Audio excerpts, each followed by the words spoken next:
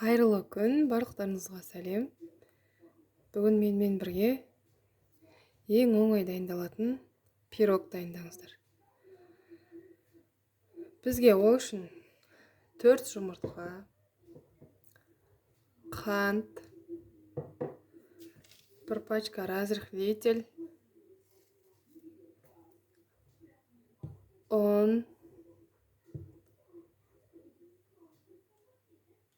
200 грамм 200 мл сүт, 200 мл 200 грамм сұйық май немесе маргарин. Үйде бар заттармен, өте қарапайым заттармен дайындалатын пирог. Ең алдымен жұмыртқаға қантымызды қосып, араластырып аламыз. Мен 150 грамм қант қостым. Сіздер өз қалауларыңызша қоссаңыздар болады.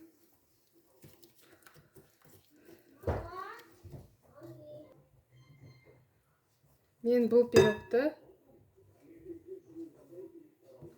сағат 9:35-те жасап жатырмын. Жасап бастадым. Ал сіз сағат нешеде көрдіңіз, комментарияға жаза кетіңіз. Және де менің каналыма тіркеліп, лайк басып кетіңіз. Рахмет тіркелгеніңіз үшін.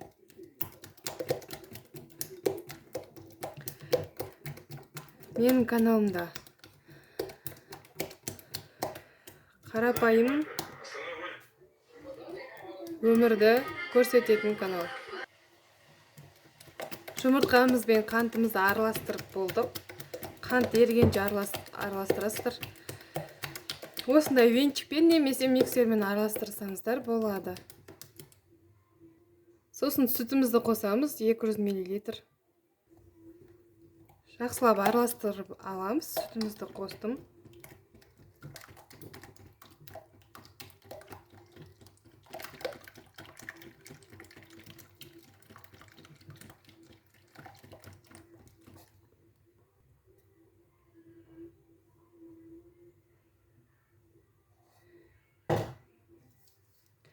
Маргаринді қостым.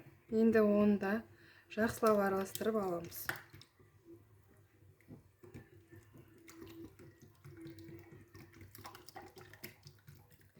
Сұйық май қоссаңыздар, егерде пирогтарыңыздың майы сыртына дейін шығып тұрады.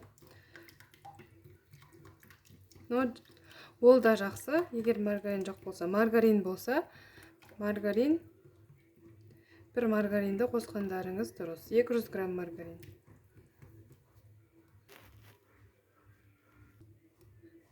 Енді електен өткізілген ұнды ақырындап қосамыз. Мен ұнға разрыхлительді араластырып қойдым. Солай қосаңыздар, пирогтарыңыз өте жақсы көтерілетін болады.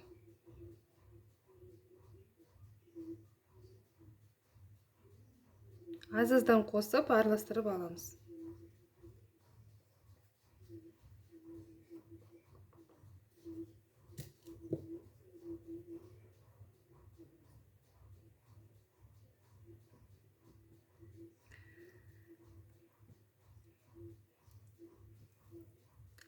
Бұл пирогты уже бірнеше жыл болды үйренгеніме. Мектеп оқып жүргенде үйренгенмін. 9-шы немесе 10-шы сыныпта.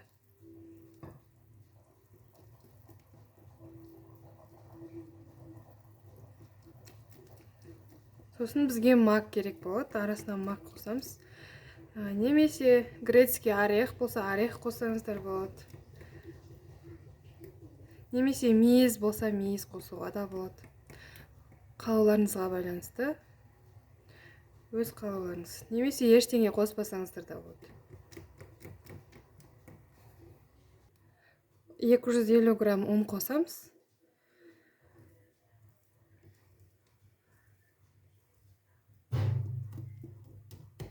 Сосын өздеріңіз қалаған формаға құйсаңыздар болады. Үйде қандай форма бар, сондай формаға құйсаңыздар болады. Наның ішінде ұнның комоктары қалмау керек.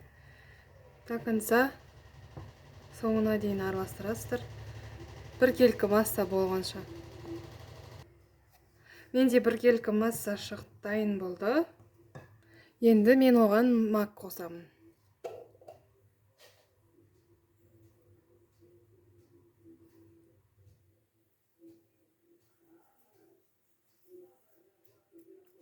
Енді осыны тағы да бір рет араластырып аламын да формаға құямын.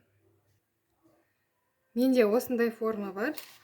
Астына пергамент қағазын төсеп алдым. Мен осыған құятын боламын қазір. Духовкам 180-200 градуста тұр. Жарты сағат 35 минут пирогтарыңыз қызарғанша и өз духовкаларыңызға байланысты пирогты саласыздар. Менің каналыма тіркелуді ұмытпаңыздар. Соңына дейін қарағандарыңыз үшін рахмет. Менің каналымда тағы да пайдалы домашний рецепттер бар. Қарасаңыздар болады. Менің каналыма тіркелуді ұмытпаңыздар.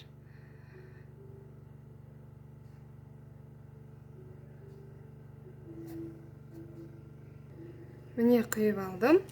Енді осыны қазір духовкаға 30-35 минутқа жіберемін. Духовкаға жіберіп жатырмын.